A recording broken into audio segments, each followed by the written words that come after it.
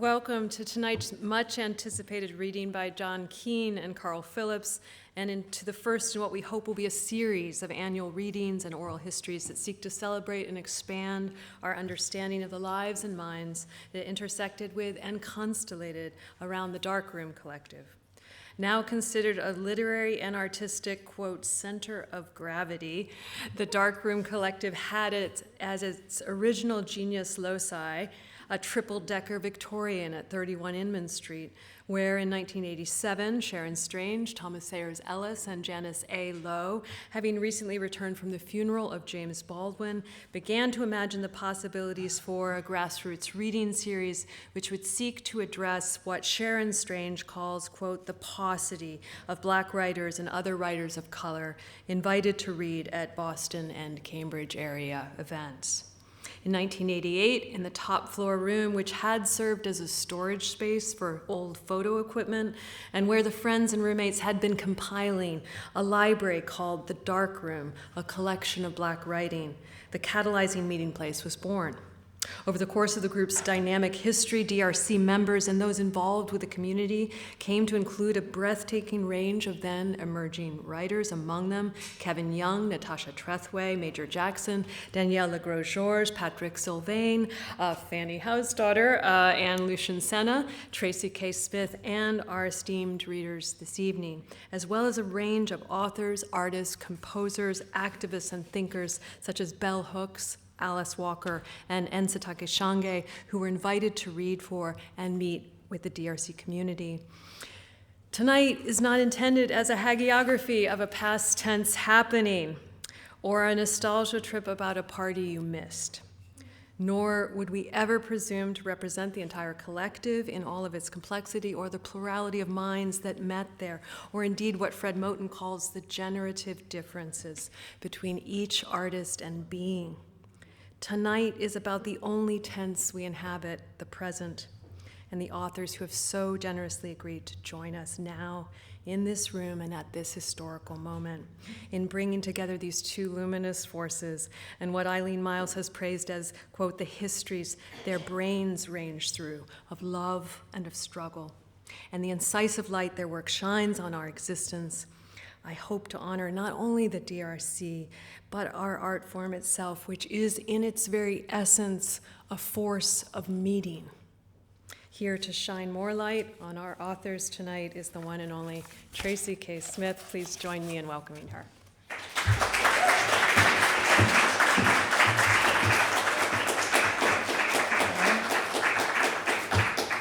Thank you, Christina. I'm really delighted to welcome tonight's reading and conversation, or to welcome you to this reading and conversation featuring two of the great voices in poetry, prose, and translation of our time, Carl Phillips and John Keene. They're writers whose work embodies a career-spanning commitment to exploring and bearing witness to gay and queer intimacy, to self-searching and self-making, to natural and made or claimed worlds, to sites and forms of freedom and soul-sustaining community. I read both poets as uniquely capable of bending time, of arresting and offering up a fleeting instant so that we might caress it like a beloved's face, or descend down into its furrows like a crevassed landscape, or, as in these lines from Carl's poem, As the Rain Comes Down Harder, a landscape inside the body that contains the self, what gives the body its own distinctiveness. As much as we long for and seek, there's always more that poems and poets embolden us to admit, crave, and grieve. I think of a phrase like this one from John's poem, Elegy, Boston, as a beautiful description of the poetic art. I think through your absence now in words. We're here tonight in part to revisit and remember the 1980s and 90s based Darkroom Collective, and we will get to that. But first, we're privileged to hear John and Carl read, and they'll read in that order. John Keene is the author of 2 books of fiction Annotations and Counter-Narratives, which was awarded an American Book Award, the Lannan Literary Award for Fiction, and a 2018 Wyndham Campbell Prize in Fiction. Ponk's new and selected poems received the 2022 Tom Gunn Award in Gay Poetry, a Lambda Literary Award, and the National Book Award. He was a 2018 MacArthur Fellow and is Distinguished Professor of English and African American Studies at Rutgers, Newark, and also for another semester, Chair of the Department of African American and African Studies. And Carl Phillips is the author of 16 books of poetry, most recently, Then the War, and Selected Poems, as well as 3 books of prose, most recently, My Trade is Mystery. Among his numerous honors are the Kingsley Tufts Poetry Award, the LA Times Book Prize, the Lambda Literary Award, the Tom Gunn Award in Gay Poetry, as well as fellowships from the Guggenheim Foundation, the Library of Congress, and the Academy of American Poets, for which he served as chancellor from 2006 to 12. And he teaches at Washington University in St. Louis. So we'll welcome first John, then Carl, and then we'll have a conversation.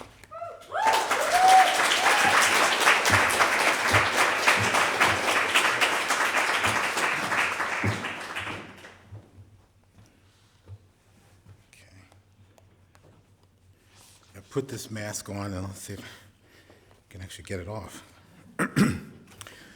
So I want to begin by thanking Christina, Mary, Lee Hong Win, Tracy, Carl, and everyone for being here, everyone who was involved in making this happen. It's incredibly exciting to be reading with Carl. One of the first, outside of college, one of the first readings I ever went to was a reading Carl gave. That might have been 1988 or 89.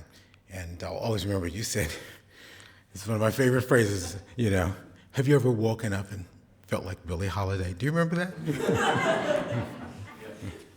That's the way to do it. So I'm going to just read a few poems. I said, I have a little kind of mixtape of poems I read, but since I'm in Boston, I'm going to read a few Boston, actually Harvard-esque poems. And so this one is Elaine Locke in Stoughton Hall. Between their theses, he writes his own. Between the general theory of value and beauty consisting in ideal forms, he pens fresh hypotheses, back past Pliny and Mary Locke to the first one, speechless and staggering, sick with sea and living memories of sour gold weights, delta deities, ghosting into mast lines. Dread of these forlorn shores. Dread of salty tongues renaming them, their own names buried under wintered paving stones. In the spirit's graveless ruckus, the cries of 2 centuries mute nights, he has grasped his nation's true history, resistance, and the cold-hearted ability to make oneself anew remain his true inheritance. His journey from colored Philadelphia to the square, the hero's solitary journey.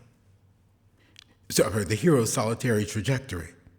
Within the dream songs guiding him from yesterday's sorrows, furl maps of righteousness and Quaker industry. Here he treads as he did through schoolyards of fists, alleyways, brick valleys of indifference. Tiny warrior, he holds little fear of being the queer exception, defying local customs, pioneer minister of his own natural law.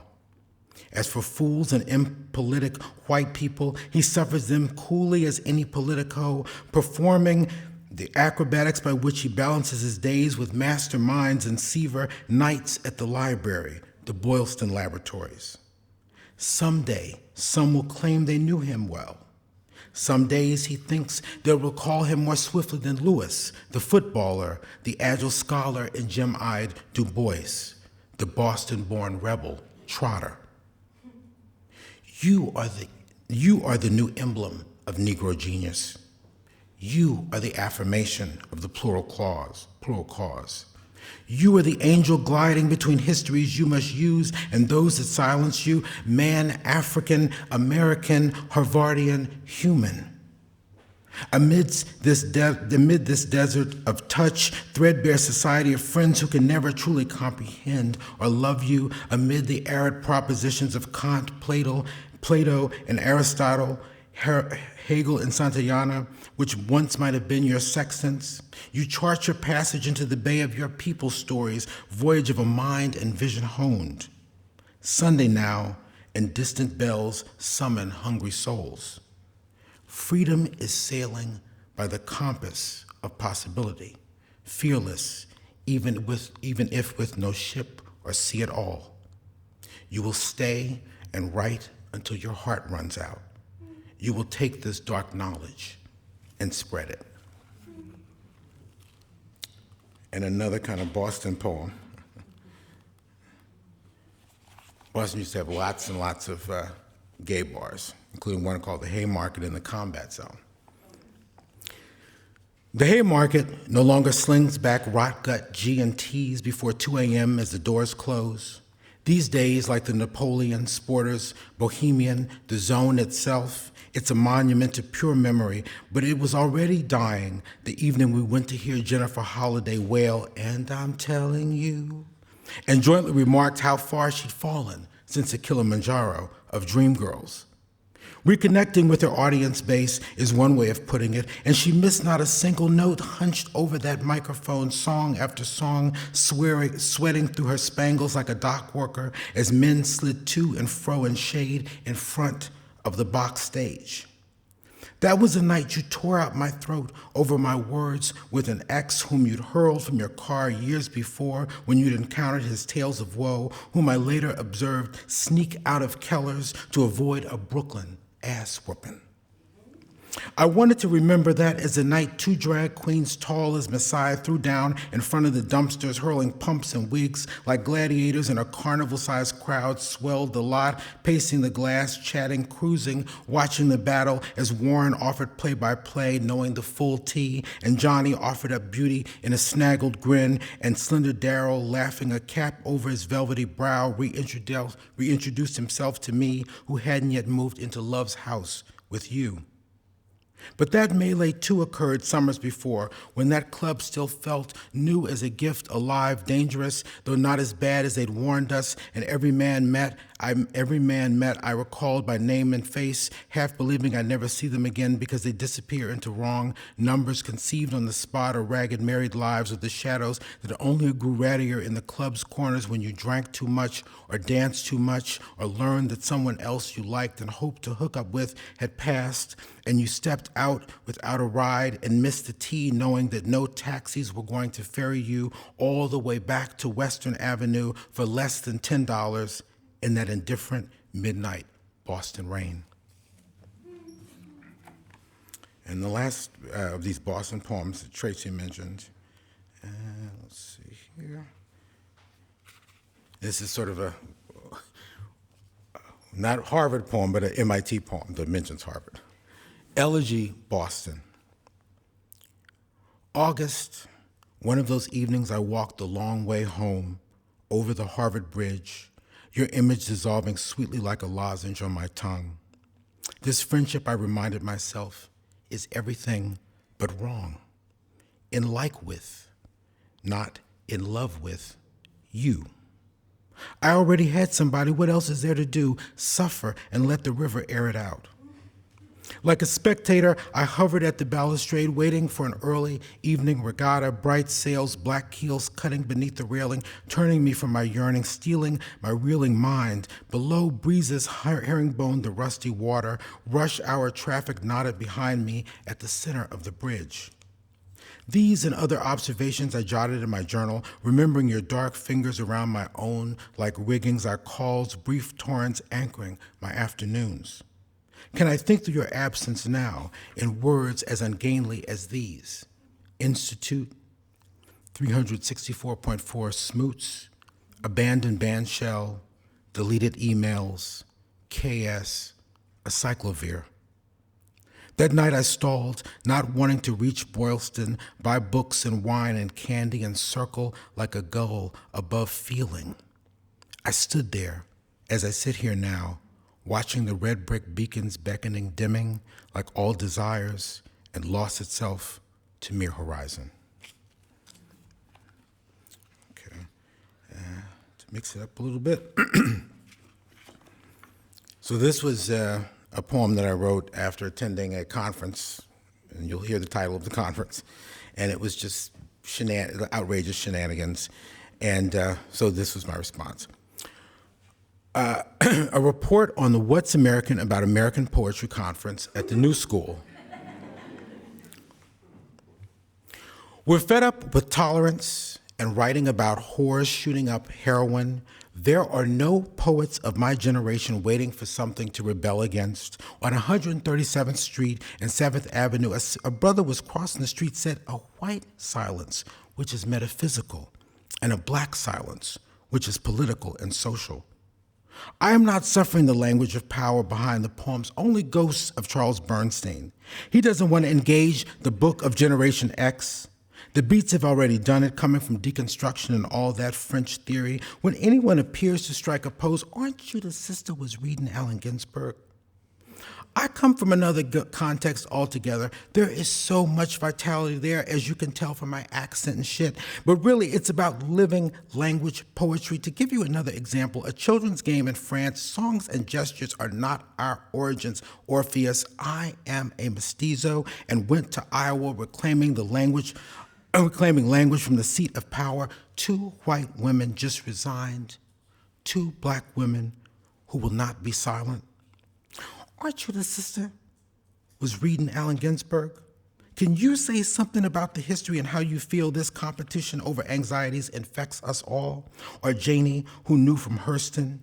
It's a shame the organization sells only so many copies, and a heated discussion ensues because Eros is in there too. We are waiting to rebel against smart bombs and cynicism. Poems are mere ghosts of my generation. There's nothing left behind the words but fragments, rupture, burrows in someone else's new, beginning with Native Americans amidst the white middle class. Between the 2 silences, an accident can happen, a difference that never comes as a work of fiction. Only ghosts are silence behind the poems with heroin and vernacular, but you are too young to be dropping bombs on Mesopotamia like hip hop, to be cynical of the world. You can change hearing Judy Grahn at a woman's gathering. Only one poem though.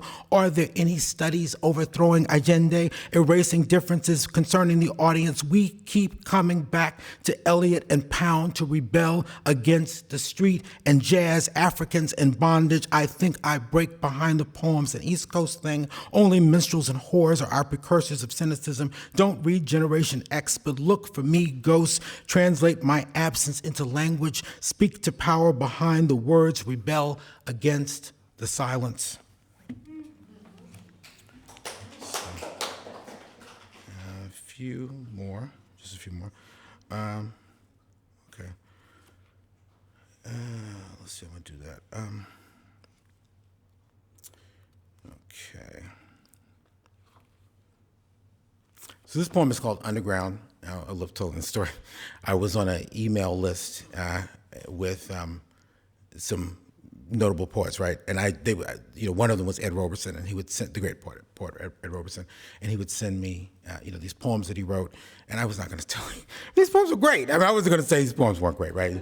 I was like, I should keep my mouth shut. So I said, but one time I said, I'm going to send him a poem, 2 poems back. So I sent him 2 poems, and one poem he said, you just change this word and it'll be good. And he was right, that poem just needed 1 word. And so then with this one, he said, I don't know. So I went and published it. A guy was able to get it published. And then I opened up the journal and saw it, and I was like, this is like so embarrassing, right? Yeah. It's so bad. He was right. I should have listened to Ed Roberson. Yeah. So listen to Ed Roberson. Read Ed Roberson, right? Okay, so this is the revised version.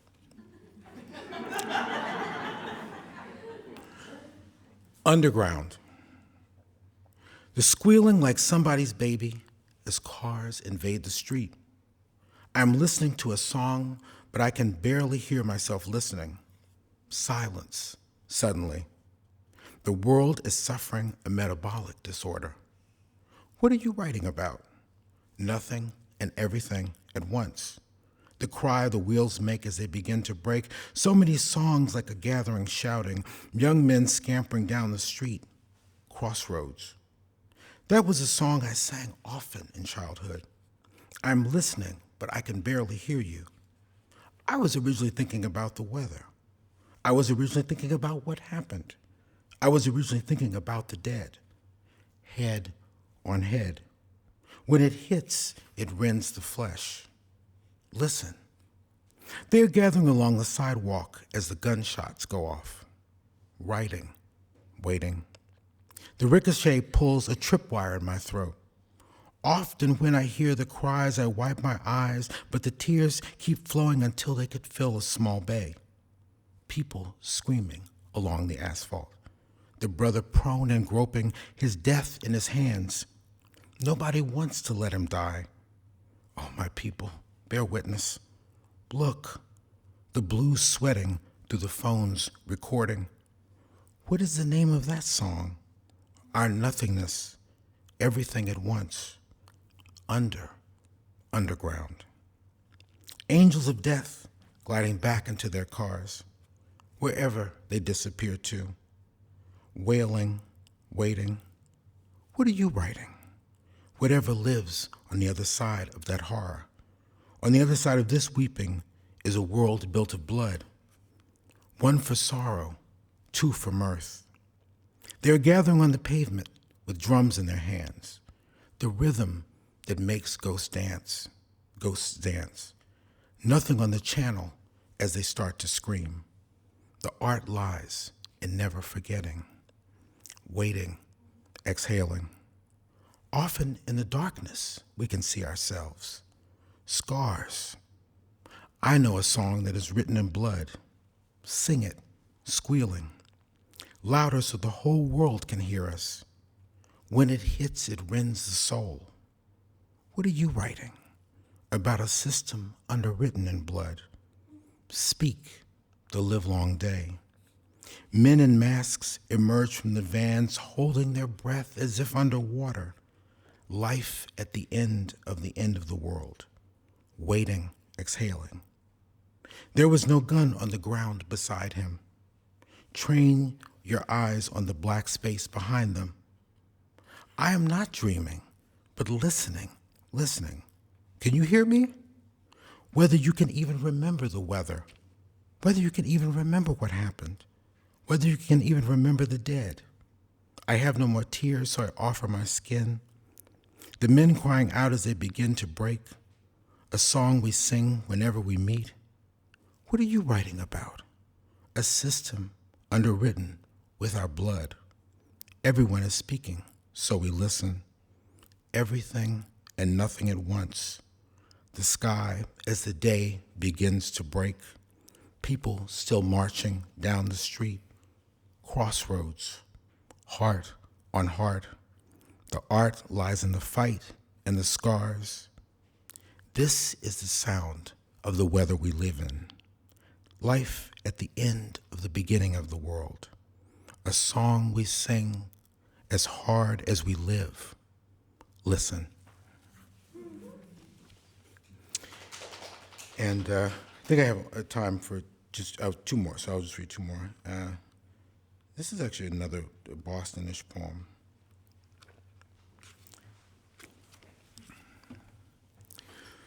Try to remember that South African man. Sometimes I try to remember the name of that South African man who insisted on being called colored, even though in this country he would have qualified as black.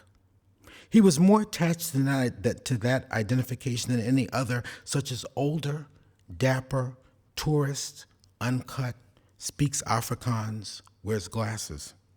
His hair slept under my fingers like lamb's wool.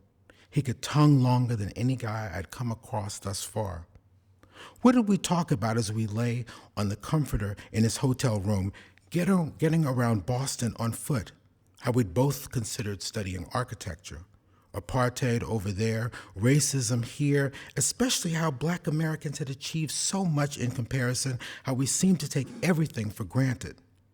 Back and forth. Imagine if just bitching about inadequate schools and lack of housing could land you at the bottom of a ditch, he asked me. But it happens here too, I protested. He smiled.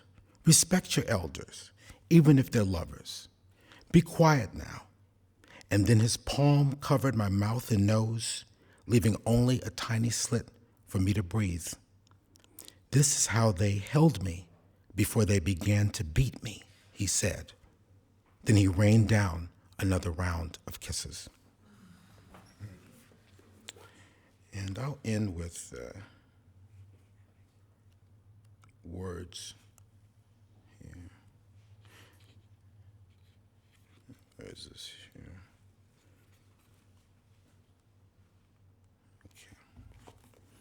And I'll say this is I guess we're putting cities, poems in cities. This is a Chicago poem.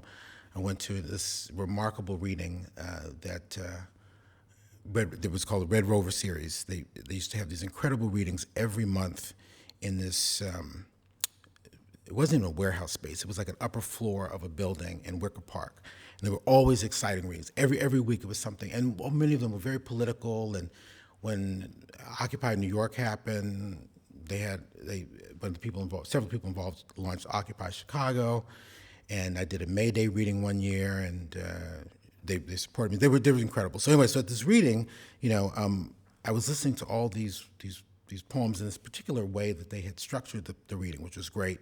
And this poem came to me. And also, I should say, I wanted to write a poem that a child could read and then an adult could read. So, words. When you said people, did you mean punish? When you said friend, did you mean fraud? When you said thought, did you mean terror? When you said connection, did you mean con? When you said God, did you mean greed? When you said faith, did you mean fanatic? When you said hope, did you mean hype? When you said unity, did you mean enmity? When you said freedom, did you mean forfeit? When you said law, did you mean lie? When you said truth, did you mean treason? When you said feeling, did you mean fool? When you said together, did you mean token? When you said desire, did you mean desert? When you said sex, did you mean savagery? When you said need, did you mean not? When you said blood, did you mean bought? When you said heart, did you mean hard? When you said head, did you mean hide? When you said health, did you mean hurt? When you said love, did you mean loss? When you said fate, did you mean fight? When you said destiny, did you mean decimate? When you said honor, did you mean hunger? When you said bread, did you mean broke? When you said feast, did you mean fast? When you said first, did you mean forgotten? When you said last, did you mean least? When you said woman, did you mean wither? When you said man, did you mean master? When you said mother, did you mean smother? When you said father, did you mean fatal? When you said sister, did you mean surrender? When you said brother, did you mean brutal? When you said fellow, did you mean follow? When you said couple, did you mean capital? When you said family, did you mean failure? When you said mankind, did you mean market? When you said society, did you mean sickness? When you said democracy, did you mean indignity? When you said equality, did you mean empty? When you said politics, did you mean power? When you said left, did you mean loss? When you said right, did you mean might? When you said republic, did you mean rich? When you said wealthy, did you mean wall? When you said poor, did you mean prison? When you said justice, did you mean just us? When you said immigrant, did you mean enemy? When you said refugee, did you mean refusal? When you said earth, did you mean ownership? When you said soil, did you mean oil? When you said community, did you mean conflict? When you said safety, did you mean suspicion? When you said security, did you mean sabotage? When you said army, did you mean Armageddon? When you said white, did you mean welcome? When you said black, did you mean back? When you said yellow, did you mean yield? When you said brown, did you mean down? When you said we, did you mean war? When you said you, did you mean useless? When you said she, did you mean suffer? When you said he, did you mean horror? When you said they, did you mean threat? When you said I, did you mean island? When you said tribe, did you mean trouble? When you said name, did you mean nobody? When you said news, did you mean nonsense? When you said media, did you mean miasma? When you said success, did you mean sucker? When you said fame, did you mean game? When you said ideal, did you mean idol? When you said yesterday, did you mean travesty? When you said today, did you mean doomsday? When you said tomorrow, did you mean never? When you said here, did you mean hush? When you said listen, did you mean limit? When you said right, did you mean wound? When you said read, did you mean retreat? When you said literacy, did you mean apathy? When you said fiction, did you mean forget? When you said poetry, did you mean passivity? When you say art, do you mean act? Thank you.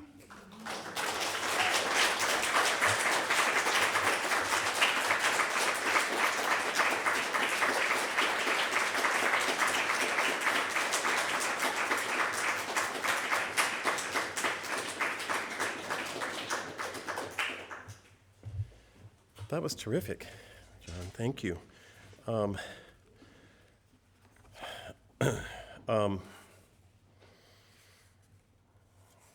Great.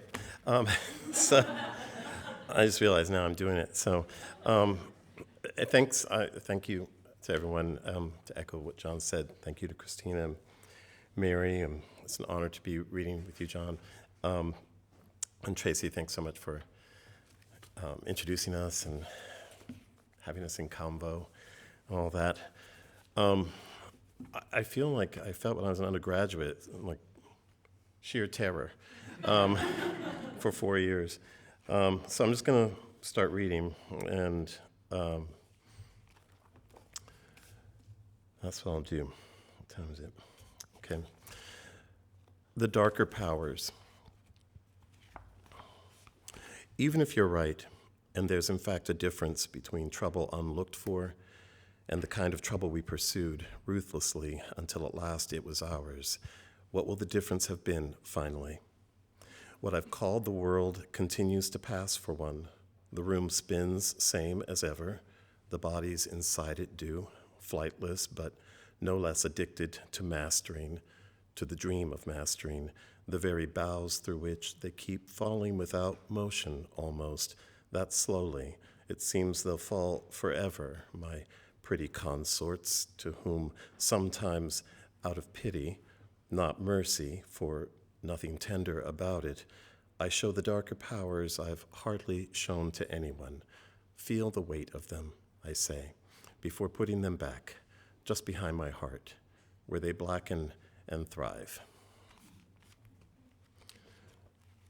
And I like this kind of warning, so I'm going to warn you. This poem is the longest poem that you're going to hear from me, the one I'm going to read now. I think it's good to know, and then you think, okay, nothing will be quite that long. And it's not even long. It's in 3 little parts. It's called Morning in the Bowl of Night. It's supposed to be written, an ekphrastic poem based on a painting by Alma Thomas from 1973, which is called Morning in the Bowl of Night. But I'm not able to write when commissioned to do that. So someone asked me to do that, and then I had a poem that I thought would fit. So anyway, Morning in the Bowl of Night. Careful. The snow looks solid here where it isn't quite. Beneath the snow, the earth, in that earth language that used to be what we meant when we said silence, says, I never left, and I'll be back. Words that, as if they were questions, the stripped sycamores keep trying to answer and failing to.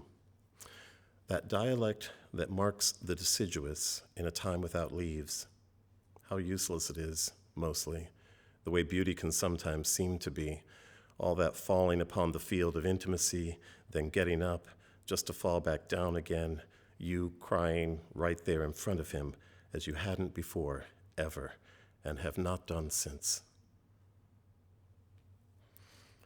There will always be those for whom apologies, just defiance, felt backward, but too late, and a bit half-heartedly. Best to put between them and yourself a distance. You'll be able to tell it's the correct distance when their faces no longer look like faces, more a trail of hoof prints that abruptly end, as if whatever animal, having made it this far, had been ganymeted upward into sky and past that. The trick is to make it seem, all the time while quietly moving farther away, that nothing's changed. The winter trees, as usual, the usual wind now and then through them. Lanterns in the trees. There should everywhere be lanterns. Let the branches imitate a crown. It should look like memorizing what a crown once was. The light stands like a panel of glass, frameless. Detachment on one side, on the other side, fear. This could be the farthest you've ever known from cruelty. It's as if you've been singled out somehow, exceptional. That's what you tell yourself, though there's a present calm that cannot calm the past. Nothing calms it. Careful. Look at the shadows of clouds moving across the ice that still sheets the pond, how they seem to move as well just beneath the ice, like something trapped there, private and flourishing.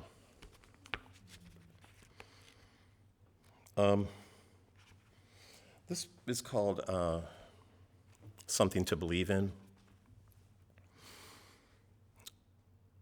My 2 hunting dogs have names, but I rarely use them. As I go, they go. I lead, they follow. The blue-eyed one first, then the one who's coloring her coat, not her eyes, I sometimes call never again, oh never this way henceforth. Hope, ambition, these are not their names, though the way they run might suggest otherwise. Like steam off night-soaked wooden fencing when the sun first hits it, they rise each morning at my command. Late in the Iliad, Priam, the king of Troy, predicts his own murder correctly, except it won't be by spear, as he imagines, but by sword thrust. He can see his corpse, sees the dogs he's fed and trained so patiently pulling the corpse apart. After that, he says, when they're full, they'll lie in the doorway, they'll lap my blood. I say, why shouldn't they? Everywhere, the same people who mistake obedience for loyalty think somehow loyalty weighs more than hunger, when it doesn't.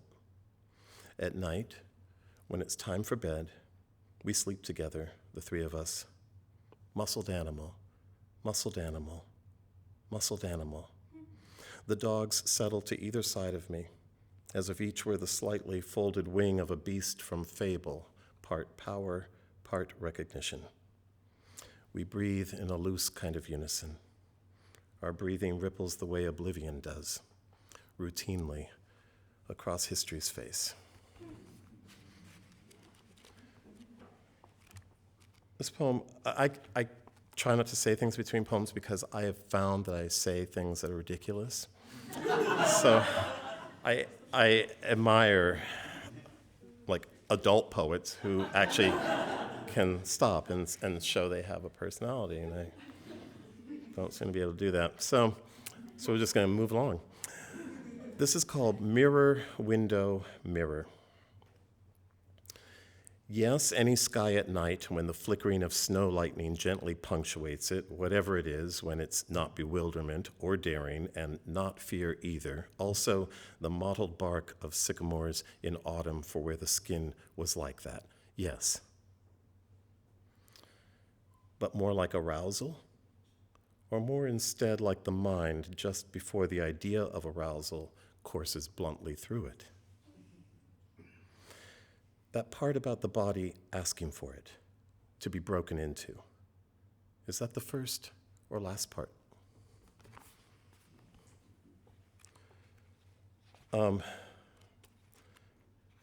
This poem is called Storm. From the waist down, at least, nothing unfamiliar.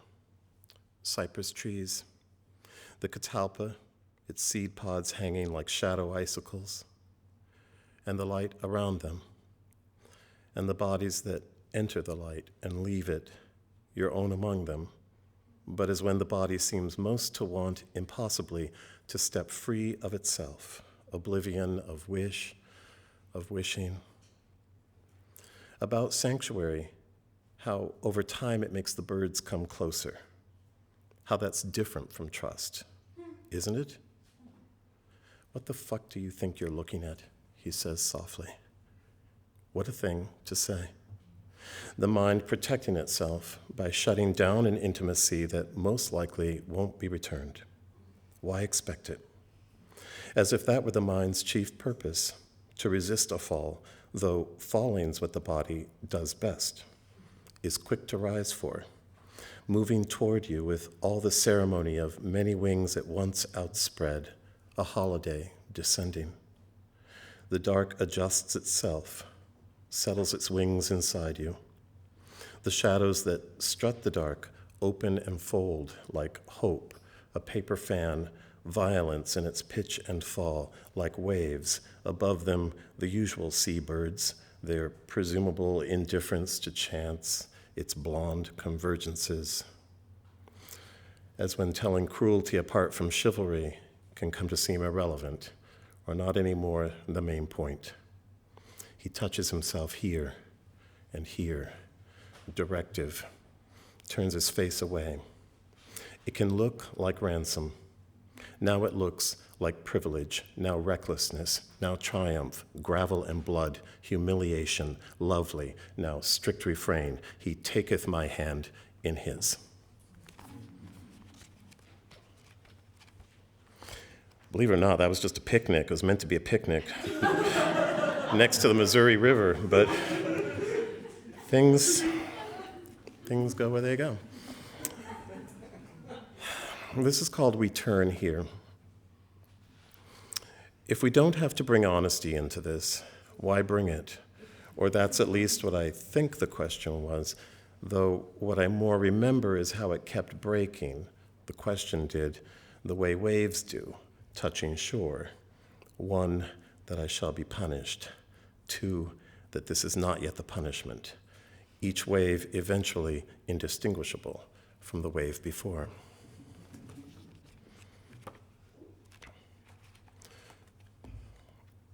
All right, dominion. Sometimes I take the leather hood off. I refuse to wear it, as if I were king or a man who's free. Ravens, red-tailed hawks, the usual flocks of drifting most of the time strangers, settle the way even things that drift have to, and I don't care. All over again, I know things that nobody knows or wants to, things that, though prettier maybe against the snow of memory, can still hurt all the same. Any blame falling where it falls, that random. That moment each day when the light traveling across what's always been mine to at any point take back or give elsewhere becomes just the light again, turning back to dark, when the branches stir as they've stirred forever, more tenderly over some of us than others. Sing or don't sing. Help me take this leather hood off. I refuse to wear it. I'm the king. I'm free. All right. This is called Anywhere Like Peace. He's unbuttoning his shirt. We've never met before. He says, last night he had a dream about me. A good dream, he tells me. A strong one, meaning I was strong. And that for the first time in years, apparently, he felt completely safe. To confuse closure with conclusion is nothing new, I at first want to say to him. But a shadow softness to his face brings out a softness in me that I don't show usually. It makes me want to lean hard into his chest instead, the part where the hair, faint still, as if still filling in, looks like 2 wings positioned where they shouldn't be, but on purpose, so that flight means for once not seeing the earth fall away, but the sky getting steadily closer. Let the body approach. Will I ever stop wanting more than what I've already got? I used to wonder, not realizing yet that's all ambition is, finally. I thought humility would be a smaller thing, a quieter thing. It seems I was wrong about that, too. I can't decide if it's just my being so much older now, or if it's always been true that winter foliage is the prettiest foliage.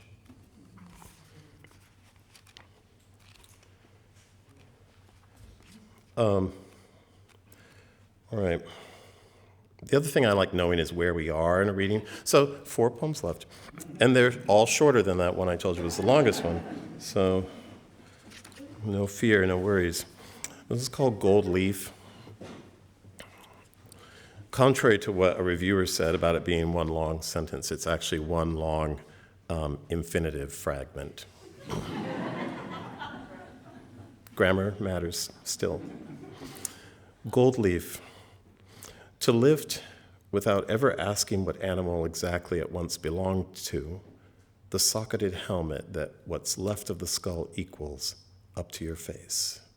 To hold it there, mask-like, to look through it until looking through means looking back through the skull, into the self that is partly the animal you've always wanted to be, that, depending, fear has prevented or rescued you from becoming, to know utterly what you'll never be, to understand in doing so what you are, and say no to it, not to who you are, to say no to despair. This poem is in these little floating sections, so if I stop like for a moment, don't think something wrong with him. No, it's just a poetic pause. It's called Immaculate Each Leaf and Every Flower. Even I think this title is overwrought, but there it is. Immaculate each leaf and every flower. And everywhere the smaller birds again noising, filling steadily all the cracks between spells of rain. As if song could still mean something useful. Or a kind of pleasure that, like forgiveness, came easily, and summer storm that forgiveness is, passed quickly through. And the undersong that has been your own voice saying, no, I'm not afraid. What we cannot do, what we cannot undo, all the work we must do. As for ruin, yes, but faintly. The gray of doves in shadow. This poem is called Fist and Palm. Yeah, it's still called that. Fist and Palm. There are plenty who'd hardly recognize me now. I used to be that cruel, by which I mean I was frightened mostly, and now I'm mostly not. Joy, if only flickeringly, each day astounds me. The man I used to be dismounts, relents for a bit, before digging his boots, streaked with longing, my own longing, what I can't help, hard into my sides again, into the man I've become. His way of reminding me we've only stopped for rest, a short rest, some water. We've years to go still. He has his job, I have mine. Speechlessness is not an option, he whispers into my ear. He spits on the words themselves after, as if to make them stay, or just to make sure I'm listening. But I'm always listening, as I always obey. Isn't this obedience, these songs I've built from things too difficult to speak of? I'm going to finish with this poem called, a poem that takes as its title a line from a poem by Toy Derricott, from her poem, The Minx. She talks about the shining, something about of the shining underlife, and I have used that as the title of the shining underlife. Above me, the branches toss toward and away from each other, the way privacy does with what ends up showing, despite ourselves, of who we are inside. Then there are branches again. Hickory, I think. It's not too late then. Thanks.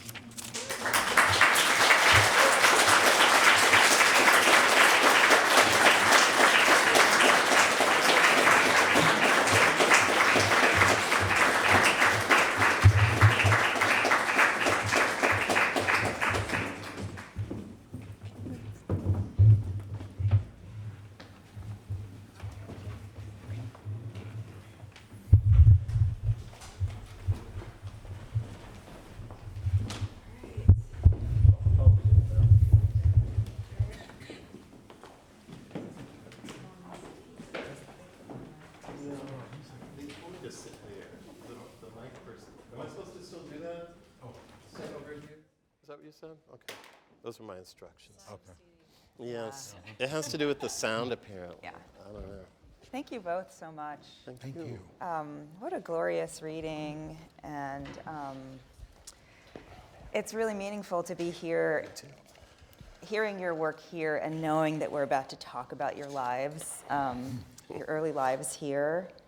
And so I have a lot of questions. I don't have a lot. I have a number of questions that are, thinking back toward the 80s and the 90s here in Cambridge and Boston. And because it's an oral history, I'm really eager for I hope I can help you to have an experience I have a lot now that I'm back here. I find myself all the time walking, turning a corner on campus and feeling the presence of my young self, feeling the, fear, the joy, the hope, the confusion kind of mount me. And so I hope that we might get a sense of what you were being made to recognize, to notice, to long for, et cetera, when you were here. And if my questions don't guide you there, then you just get us there, okay? Sure. So Carl, you were class of 81? Yes. And John, you were class of 87? Yes. And so I wonder, if you could take us back a little bit to the people you remember being as undergraduates at Harvard. I feel like a little bit came out even just thinking about Alain Locke as a figure, thinking about, this institution and the child or the aspiring self. What questions or impressions do you feel were driving you at the time? Was the voice that you sought or had as a poet something that feels still present with you in some way, or what was the path that you were on? What was that path, John? You want me to go first? Sure. Okay. That's a great question. So let me just say this. I was very interested in the arts. I was a member of Harvard Black Cast, Black Community and Student Theater. So I acted in plays. I was in Master Harold and the Boys, and then Soldier's Play. I also was on the Harvard Advocate, and I remember it seemed like this very forbidding place. And then I went and I saw another black person. I was like, oh my God, there's another black person in the Advocate, who turned out later to be Fred Moten.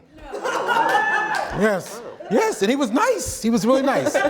So I was like, oh my God, okay, no, this, But I think a lot of it, I had a kind of a, I had a lot of, people I was friends with, close friends, like different communities I was part of. And I also had the moments where I was just like, what am I doing here? I don't belong here. The other thing I would do, I used to do this in high school, and of course it's more dangerous in college, but I would go to the different libraries, because I would just go to the libraries and read. So I would go to libraries and read. And so what is the library that's up in the Quad? The Schlesinger? Oh. Hillis, yes. Yeah. I would go up to Hillis because, I figured like I'm not going to see anybody in my freshman dorm. I'm not going to see anybody in Adam's house. And so I'd go there. I didn't really come to Houghton, but I actually have a poem where I talk about because this was before the internet, so going to the HQ section in Pusey, because that's where all the gay books were. And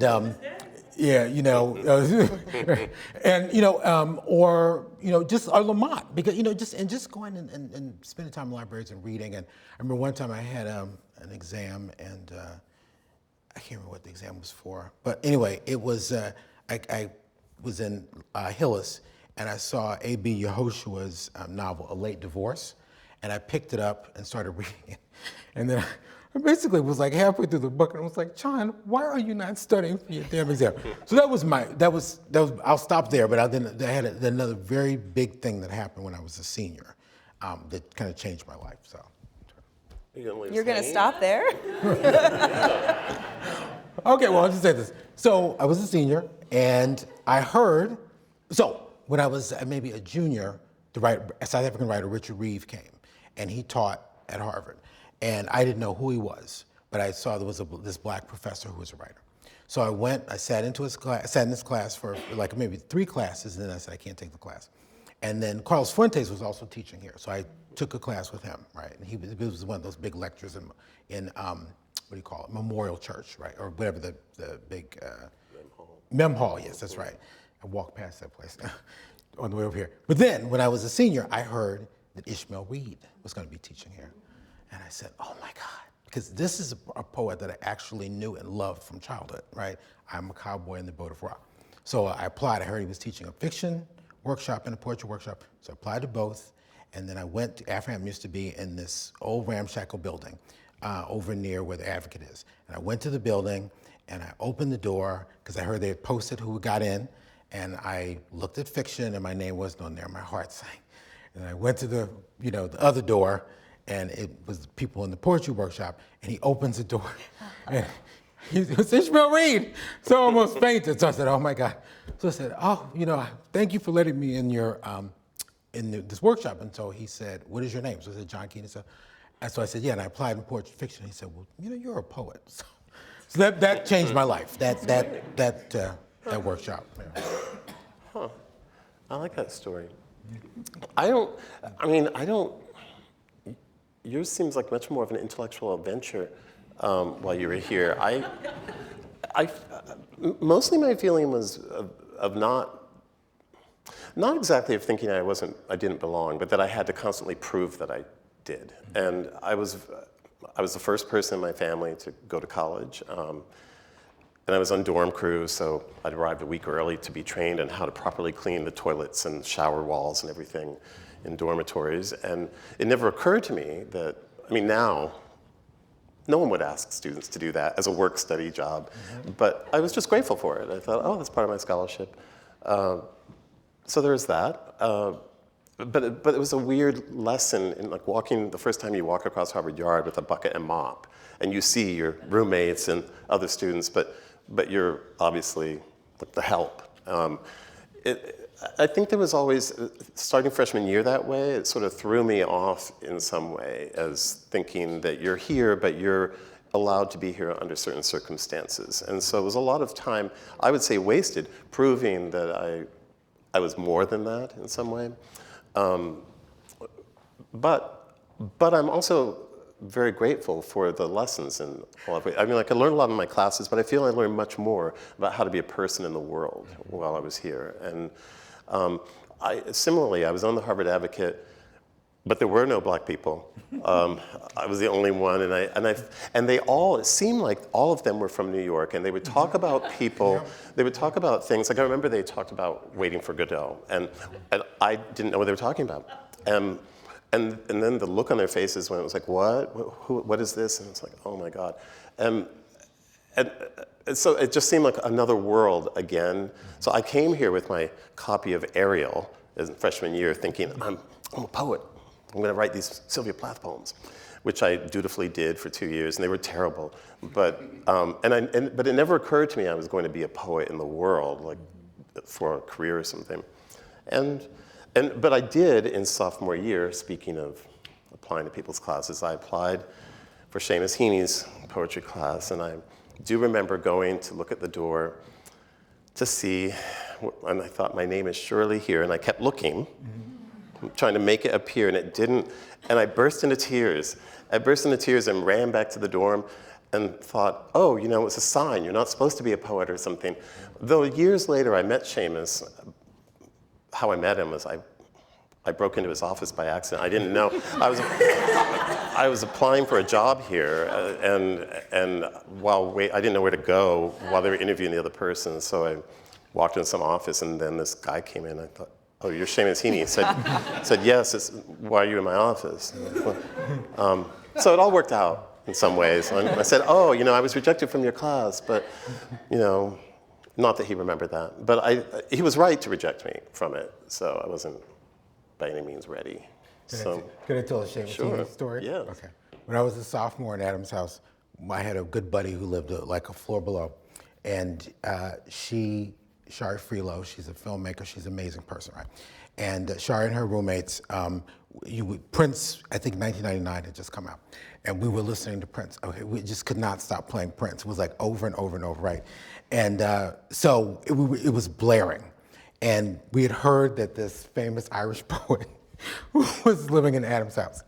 And so, I think he must have banged on the ceiling a few times. And we're like, okay, we'll lower it, right? So we turned it down, but then of course, we turned it back up. We listening to Prince, we're dancing and just having a ball, talking, And then I think it was bang, bang. No, I think he called. He said, would you, please keep it down, right? And so then, music went down, and the music, As back up happens, again, yeah. rose again, we're dancing. I mean, just like having a ball. And then we had this bang, bang, bang, bang, bang on the door. And so Shari went to the door. We were nervous, right?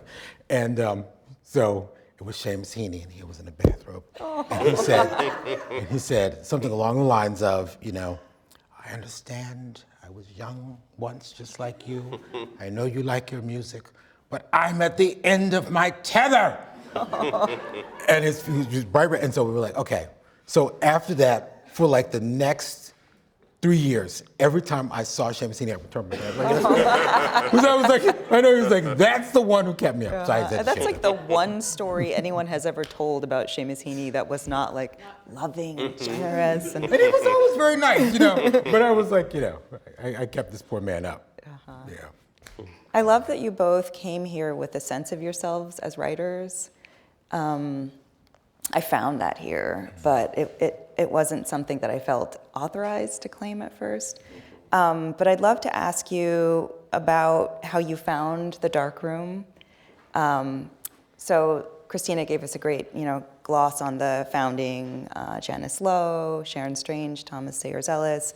But the dark room was many different things. So what was it for you? What was it not? Who was it? Who were you in that space?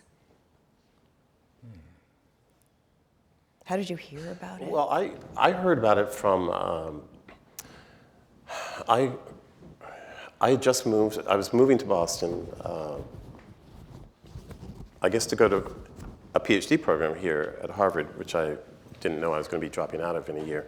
And I had told Charles Rowell, who was the founder and editor of Callaloo, that I was going to be there, and he said that you should, I want you to call this number. I want you to call this Thomas Sayers Ellis and say that you should be in the dark room, and that this is something that you need, this community and all that. And it's a group of poets. So Charles said to do it, so I did. And I ended up having, sort of sitting on a bench with Tom somewhere out here, and he explained that this was a group of Black writers, and they met sort of casually here and there, and do you want to come and sit in one of the meetings or something like that? So it seemed a good idea. I guess I wasn't. Yeah, I guess this was in '92. So because I do know that my first book had just been out like a month or something, and so that's how I found it. But I also. And I did say, when they invited me to do this, I did tell them, I don't have a good experience with the dark room. I was kicked out of the dark room. And everyone said, come and be controversial. So I'm not trying to be gratuitously controversial, but I wasn't there for very long. I think maybe 6 months. So when you say, Tracy, it was many things, it was many things, including many personalities, human beings and everything. My sense of it was that I was uninvited because of not being correctly Black, I'll put it that way. That I wasn't part of a certain Black agenda that it seemed to me the dark room sort of espoused. I could be wrong about that, but that was my sense of it. And there was also a sense, I know there had been a reading somewhere, the ICA, and I think there was a sense that I had maybe been using the group so I could have a platform to have a reading from my first book, though that wasn't the case. And it's one of those things where I actually, years went by and I thought it was maybe just a false memory on my own part. And then I got this long email from Sharon Strange, who said that she'd been troubled by this for many years, that she'd felt bad that she and Tom had basically sort of not felt I belonged in some way, but that she had been wrong, and which I appreciated, if only to sort of substantiate memory, because I have learned that you can't really trust what you remember anymore at a certain point. So, but I don't have bad feelings about it in the other sense of I mean, I think it was a really important group. Obviously, all the names you talked about that came out of it. And it is true there weren't those opportunities around here for Black writers at the time and a support group. I mean, now we have Kavi Khanem, for example, but nothing like that was around. In some ways, I feel as if the dark room maybe was the precursor, maybe gave them the idea for Kavi Khanem. I like the way that you write about what community is and isn't in My Trade is Mystery. And you had taken a workshop with Alan Duggan, is it Dugan? Duggan? Dugan, and had a really different experience. I feel like it's really useful to think about the youth and the aspirations or ambitions that were also a part of the vision of the darkroom. Like, we believe we are part of this tradition. We want a seat at that table now, and we're going to make the table if we have to. But then those other feelings of, maybe ego and maybe threat or maybe impulsivity that also allow conflict and mistakes to be made. Well, yes, I think I was very naive at the time because I actually thought. I used to think this way about academia too. I thought, we all like to write, so we'll all be friends, and that'll be great, And I had no idea that doesn't mean that you're going to be friends or have anything in common. And so at the time it seemed kind of hurtful, but now I also realize I think I was 33 and everyone else was in their 20s, and there is some difference in those 2 decades, but. All the same, we all were still very young and just starting our careers, and so I agree. But the idea of competition or ambition didn't even occur to me back then. I just thought we're all the same, and I don't know. What say you? Well, I just have to say, I was shocked when you left. I was like, where did Carl go?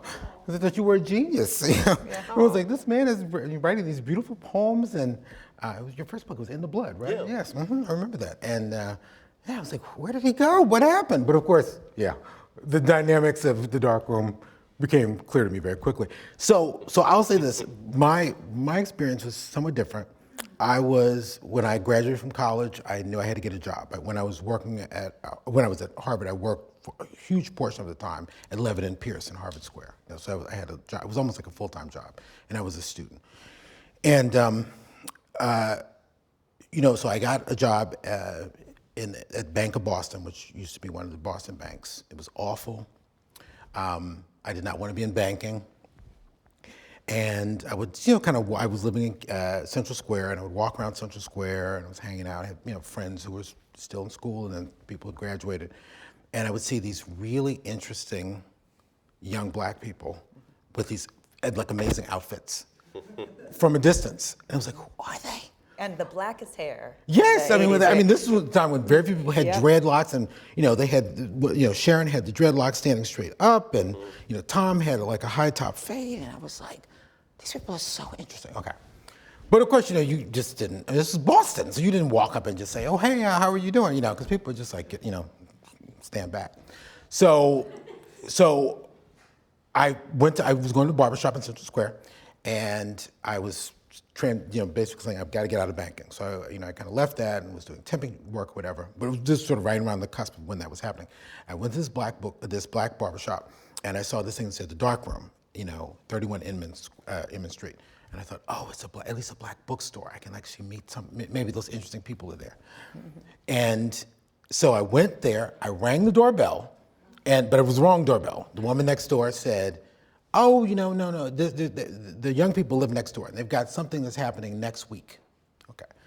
And so the next week, I believe it was I can't remember, it was Saturday or Sunday, I said, I'm going to go, I'm going to see whatever this is, right?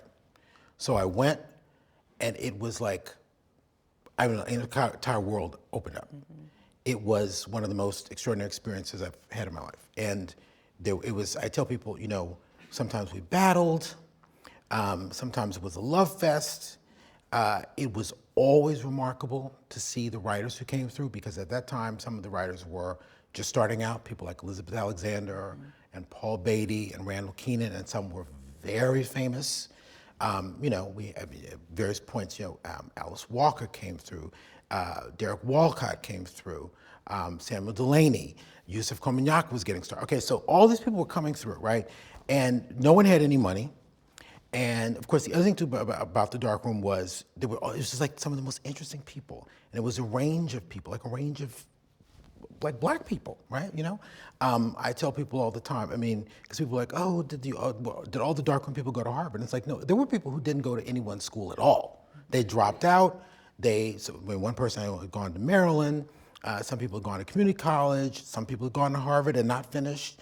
So you get this range of people coming through, and there were musicians, and there were visual artists. I mean, Ellen Gallagher used to, come when she was in school. There were established scholars, like Clyde Taylor was there, So, and then senior poets who weren't always reading, but people like Patricia Spears Jones would actually be there and was encouraging.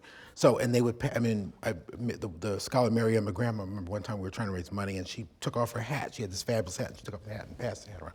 So it was just an amazing group of, like group of people coming through. And then there were the core group of people who were interested in writing and, it was, again, you got the range. So I see Patrick Sylvain sitting there. He was writing in English and Creole. It's like, okay, this is not like any class I've ever taken, right? So to me, it was like a kind of counter education.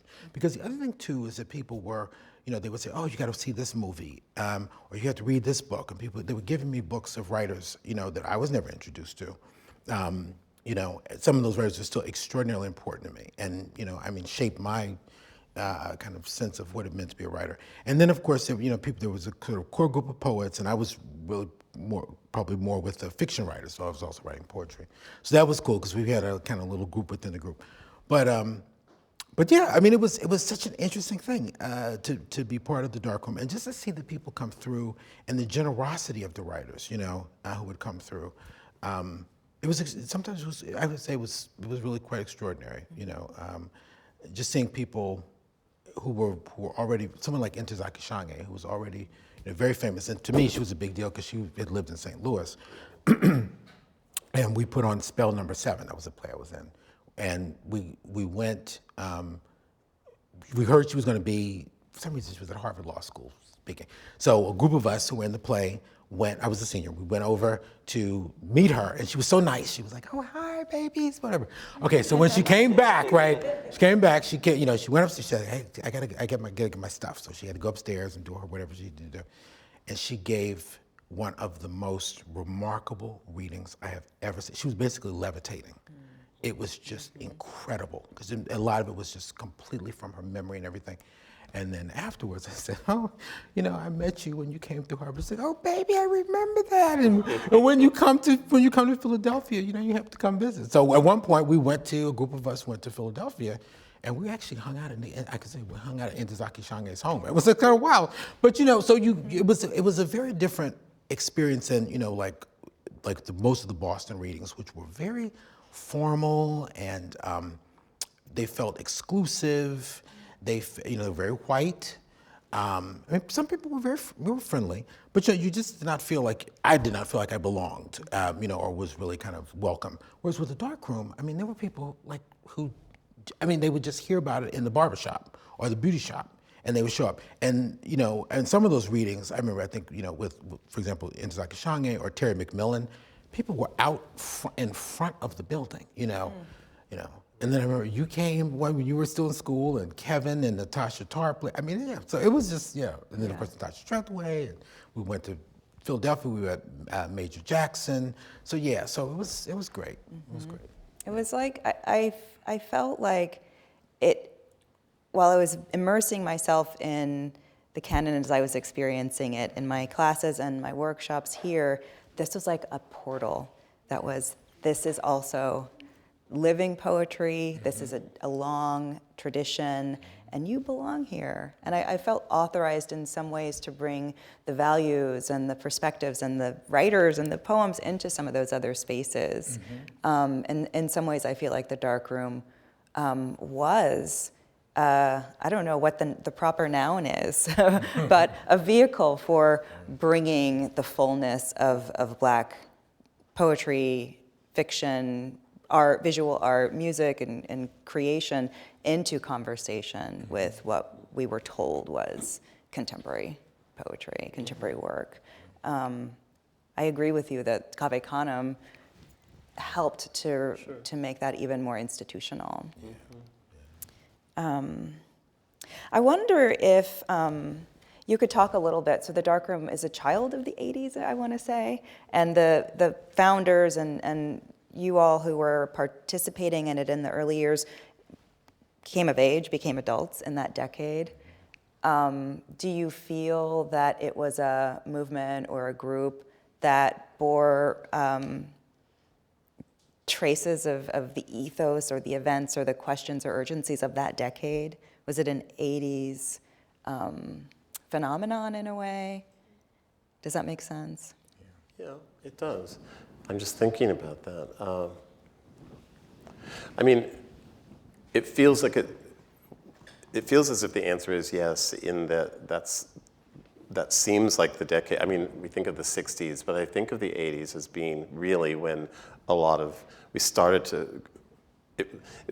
to get more Black voices, like more agency, I suppose, more of a determination. I don't know if there were other groups around the country like the Darkroom, like maybe trying to form, but in the same way that there were always queer writers, but I feel that the 80s especially started, and the early 90s started bringing that to the fore and creating communities. So I guess the Darkroom would be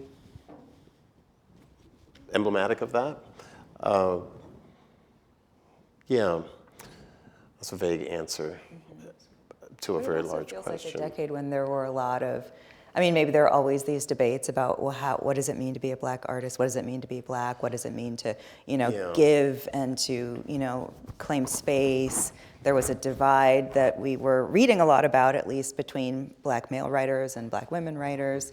And so just going back to that question that you felt, saddled with, like, are you a Black writer? Like, we're a Black writer? That also feels, maybe it is a question that comes up again and again, but. I think so. Although I've been thinking, as you were talking, John, I was thinking about how sometimes I think because I didn't get those same things, I wasn't in the Darkroom long enough to get those things that you're talking about, but I also realized that it might have been the first time that I'd actually been part of an all-Black community in my entire life. So that was itself new. And I think I was feeling my way around that because I was aware already.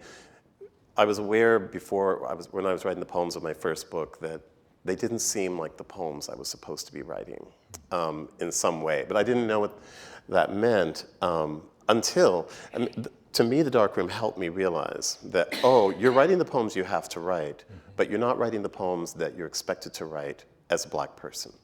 But that should be okay. This group doesn't seem to be supportive of it, but it should be okay for you too. And so in that way, my resistance to it, or my sort of being exiled from the group, helped solidify, I think, my sort of belief that actually you can write about anything you want to write, whatever color you are. And likewise with queerness, I didn't feel that there had to be, because especially in the early 90s when HIV and AIDS and everything that all was sort of starting to be more in the news, and I think there was a real pressure that as a queer writer, that's what you should be writing about, and instead of joy or trees or whatever. But that's not answering. That's not exactly speaking to the question It's just I was reflecting on that while you were talking, John, and thinking it's not as if I didn't get something from the Darkroom, but not the thing that maybe was what it was designed for. But sometimes you need that to sort of understand what your own model needs to be. Yeah, I mean, it was interesting because I think back on it now, and I feel like people had their particular interests and things, but the aesthetic models were were really broad, and it was kind of radical because, in some ways, because I think about no one said we can't bring a gay writer, but they brought Essex Hemphill, and Philip Robinson. I always remember that. And I had I was tasked with interviewing Essex, right? And I was so scared. I was like, because this man, I was like, that's acceptable. We had a lovely conversation, upstairs in what would have been the dark, where the name came from. And I don't know whatever happened to the audio recording or the videotape of that, but that was a special moment. But so, there were queer writers. I mean, of course, there was that division between, in the press between male writers and, female writers, right? And, but then the darkroom brought both, and would pair people up. They also did this interesting thing where they would pair, a poet a writer who was starting out and an established writer, which is also really quite fascinating, because then you got to actually really interact with the people. So the first reading I ever gave outside of college was with Samuel Delany, and that was, can you imagine? I mean, can you imagine? And he was so generous, But just think about that. I mean, but then again, as I said, there were moments of contention. We would battle over things. People's opinions of things, over people, There were, of course, any group, there's all kinds of dramas. And there's actually a wonderful little movie, I think it's called The Inheritance, that's out. I can't think of the filmmaker's name. He lives in Rhode Island, but it's set in Philadelphia. And it was almost uncanny watching it, because it was like the dark room. It's like these young, black, radical people living in a house in Philadelphia, and they are, some people are having love affairs and arguments, and this one's gonna let you have to move out, and whatever, all this drama. Long story short, and then I think Sonia Sanchez makes an appearance, and Sonia Sanchez, so it was like there's a person of continuity. But yeah, it was fascinating, and then there'd be there'd be writers who'd appear. I won't say any names, but there was one person, and it was just like, it came in with an attitude, and it was like, who do you think you are, And I was just like, but I felt, at a certain point, I felt confident enough to be able to say, okay, I do have this sense of what I like, what I am not so fond of, and a lot of that is coming out of, it didn't come out of college, right, where I felt, some certainty, but a lot of lack of certainty about, what writing was and so forth. By the time I was, in the darkroom for a few years, I was like, I feel like I have a real foundation, to build on, and to be able to sort of think about my own writing, as well as that of others.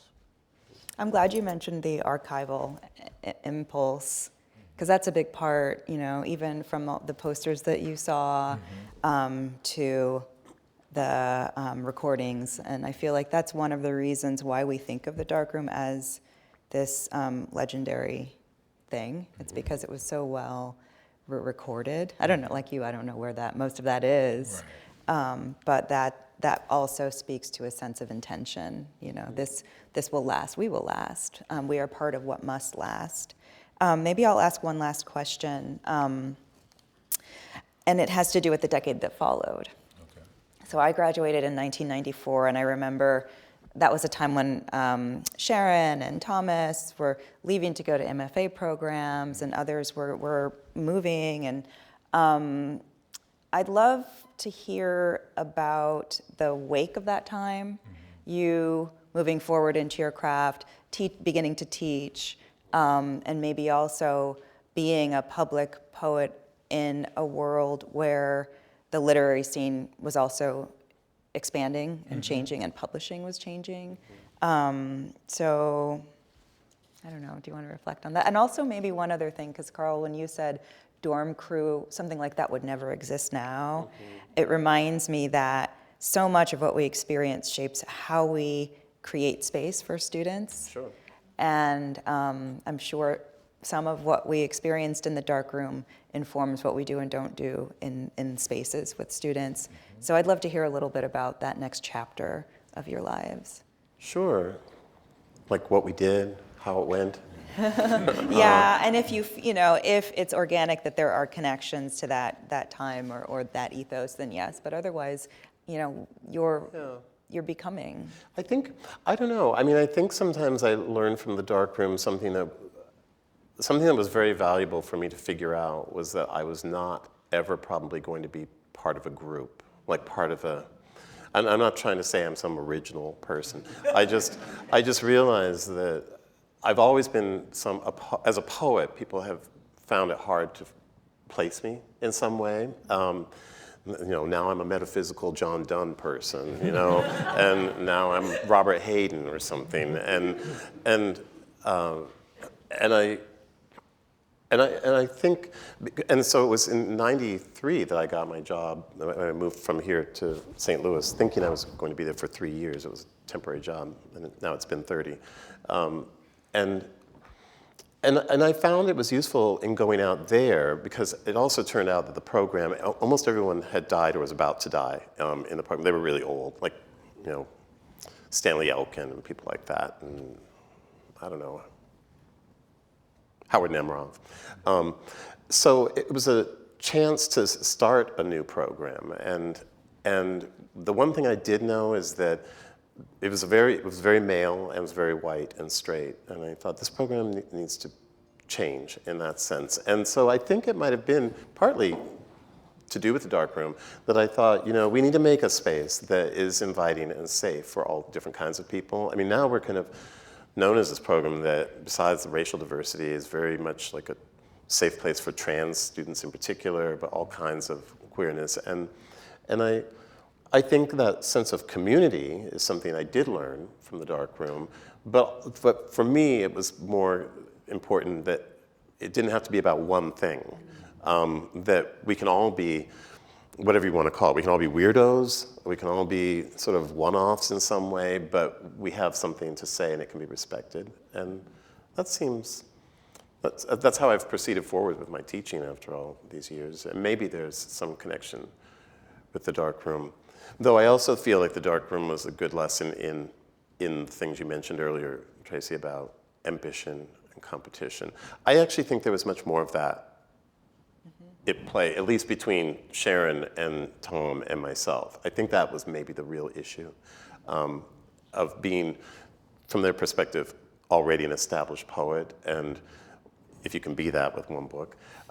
But you are in a way when no one else has a book yet, and so they think of you as the older one who has a book. And I can see how there would be this weird rivalry, or which I think has faded. And although it's useful to know that it's always around in poetry land, and so you I guess you have to decide how you want to live around that and to what extent you want to engage with it. Well, so I'll say I took a job as a managing editor at Callaloo down in Virginia in 1993. I was there from 93 to 95. Someday I'll write about that experience. It was like being in a Gothic horror novel. But there were many wonderful aspects of it. I mean, I got to work right across the hall from Rita Dove, so that was, it was an amazing thing. But I'll say this, that I started writing my first book while I was in the darkroom, and I sent it around. I was sending it out and stuff like that, and people were just like, they were like, we don't know what this is. And I remember going to, this actually I think was one of the workshops, but I definitely remember you were at that workshop, and I brought it to the darkroom, and the response was, oh, this is really interesting, right? And that was really fascinating, because I mean, it wasn't the immediate, like, what is this, right? And then to mention Tom, there was a store on Newberry Street. It was like one of these new agey stores. And we went and we met over coffee. And so we said, okay, what if you could have 3 presses that would publish your book, what would those be? And so, I mean, I know one of his was Faber and Faber. He loved Faber and Faber. And my 3 were Sun and Moon, New Directions, and Coffee House Press. So I sent that first book to all 3 presses. And Sun and Moon said nope, like quickly. And I had to wait 11 months, and then I heard from New Directions, and they said yes. And then a week later, I heard from Coffee House, and the guy said yes. But I was that because the darkroom was important, because I mean that's why the reason I sent the book to those presses. And then, but I left Callaloo. And I said, it's time, because people were going back to graduate school. People were going to graduate school at that time. So I said, I'm going to go and, go to NYU.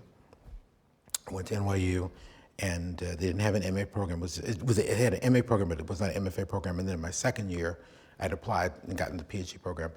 But the MA turned into an MFA, so I took the MFA. And then that launched me onto teaching. But I still did, I taught at school of public service, adjuncted. So I did that for a few years before I actually got into academe. And that was really good because you see the kind of range of students that are out there. You learn other kinds of skills. It really also helped me appreciate when I got a full-time job. I just think on a certain level, that experience of just being exposed to so much and people saying, oh, here's a book by Clarence Major, here's a book by Jay White, or, here's a book by Dolores Kendrick, or here's a book by, just all these, and just, John, you should read this, that was just incredibly important. And it's something I carry with me and I try to bring to my, when I teach, to just introduce students to things, and just encourage them and to say, there might be received wisdom about X thing, but it's okay to have your own opinions, right? And it's okay to argue about those things. Right? So, argument is not basically like cancellation or, but you can say, I don't like this, or I'm interested in this, and people, most people don't get it or don't support it, but I like this writer. So, I want to try things that I haven't tried before. And I think, that's one of the lessons I took from the dark room. Mm-hmm. Well, there's a lot more to say and ask, but we'll have to come back to this topic again. But thank you so much. Thank you. It's been a real joy.